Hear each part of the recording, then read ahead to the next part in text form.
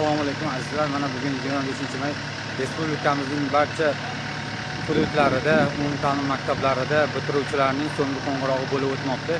Bu jarayonda ishtirok etish uchun biz ham Begor shahrining 14-dahada joylashgan 5-umumta'lim maktabiga tashrif buyurdim. Sababi bu maktabda 2001-yil 1-sinfda tashrif buyurgan edim. Mana 9 yil davomida shu maktabda ta'lim olib 2010-yil bitirganmiz. Shu umumta'lim maktabda bitirganimizga ham 16 yil bo'lgan ekan. Shu maqsadda bu jarayonda ishtirok etish uchun tadbirga tashrif buyurdik.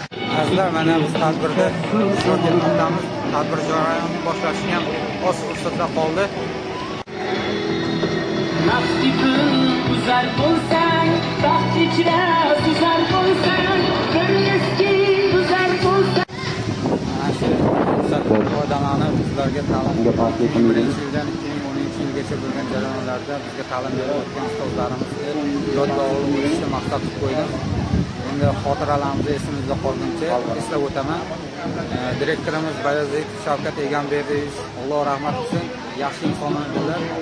1-sinfdan 4-sinfgacha bo'lgan jarayonda bizga ilk saboqlarni o'rgatgan Zolqova Sanovar opaga o'z minnatdorchiligimni bildiraman.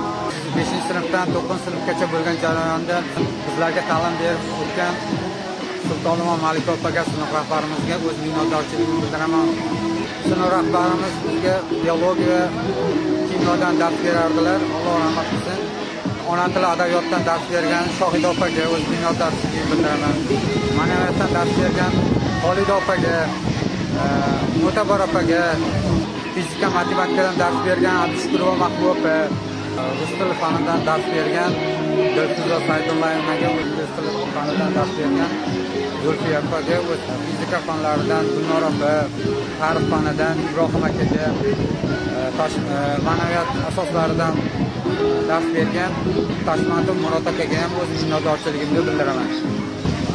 Tarbiyadan Suqrob aka, Alimardon aka, geografiya o'qituvchimiz Nazokat opa, mehnatdan dars bergan Unim aka, iqtisodiyot fanidan dars bergan Ravshan aka, ularning familiyasini eslay olmadim, lekin ismlari har doim esimda.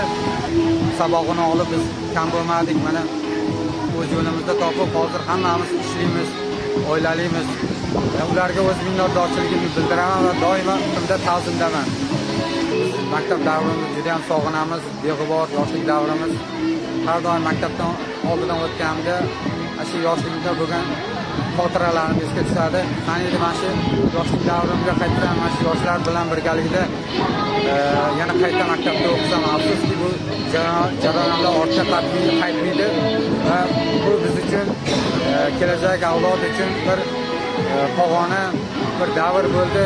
Bu bitiruvchi yoshlarga kelajakda o'qishlariga, ishlarida omadlar tilaymiz. Yurtimizni ravnaqiga o'z hissalarini qo'shib, ota-onalariga rahmat olib keladigan farzandlardan bo'lishsin.